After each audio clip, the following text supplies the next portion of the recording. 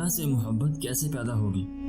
جب تک انسان کو اللہ کی پہچان نہ ہو اس کے دل میں اللہ کی محبت پیدا نہیں ہو سکتی۔ بہت زمانہ پہلے یعنی بنو امیہ کے دور کا واقعہ ہے، جبکہ امام مالک ابھی طالب علمی کی زندگی گزار رہے تھے۔ ان کے ایک استاد تھے جن کا نام ربیعۃ الرائے تھا، بہت بڑے عالم تھے۔ آپ اندازہ کر سکتے ہیں کہ امام مالک کے استاد کیسے ہوں گے۔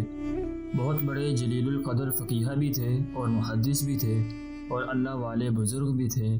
ان کے والد کا نام فروخ تھا۔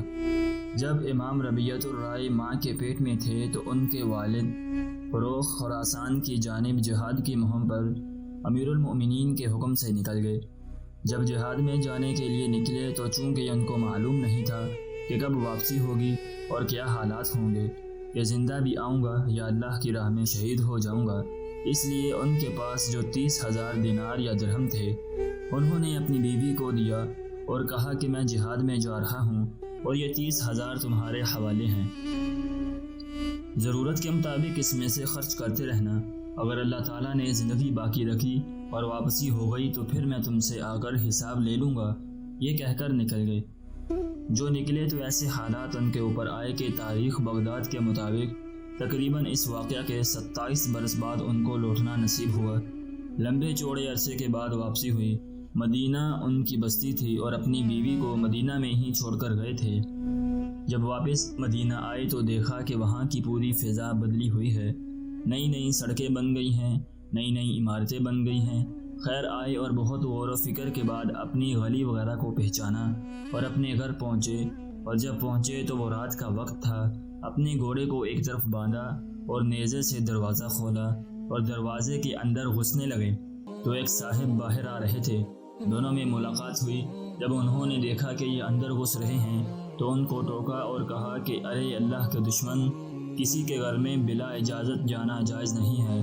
تو فروخ نے کہا یہ کسی کا گھر نہیں، یہ تو میرا گھر ہے، میرے گھر میں کس سے اجازت لوں؟ اب دونوں میں تو میں ہونے لگی۔ وہ کہتے ہیں یہ میرا گھر ہے اور وہ کہتے ہیں تم گھس نہیں سکتے، یہ تو میرا گھر ہے۔ دونوں میں جو گفتگو ہوئی تو پڑوسی لوگ جمع ہو گئے۔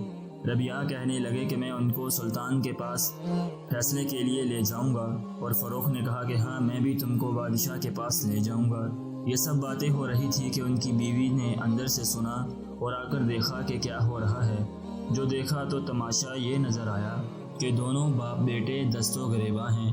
ان کو بڑا تعجب ہوا اور انہوں نے کہا کہ یہ معرفت نہ ہونے کی وجہ سے جھگڑا ہو رہا ہے، پہچان نہیں ہے۔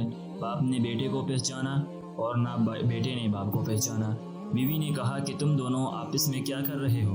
بیٹے سے کہا بیٹا ربیعہ یہ تمہارے باپ ہیں، ملاقات کرو، اور ان سے کہا فروخ یہ تمہارے بیٹے ہیں، ان سے ملاقات کرو۔ جب ماں نے پہچان کرائی تو پھر دونوں نے معافی چاہی اور روتے ہوئے آپس میں گلے ملنے لگے۔ غور کیجئے کہ جب تک دونوں میں پہچان نہیں تھی تو لب و لہجے میں فرق اور انداز ایسا، اور جب بیٹے کو معلوم ہوا کہ یہ میرے ابا جی ہیں اور باپ کو معلوم ہوا کہ یہ میرا بیٹا ہے تو پھر گلے مل رہے ہیں۔ معلوم ہوتا ہے کہ معرفت و پہچان اتنی بڑی چیز ہے کہ جب پہچان ہوتی ہے تو دل میں محبت آتی ہے، اور پہچان نہیں ہوتی تو دل میں محبت نہیں ہوتی۔ اس لیے جب انسان اللہ کی پہچان اپنے اندر پیدا کرتا ہے تو اس کے دل کے اندر اللہ کی محبت آ ہی جاتی ہے۔ ناظرین، آپ سے درخواست ہے کہ اللہ کے 99 ناموں میں سے ایک نام کومنٹ باکس میں ضرور لکھیے گا۔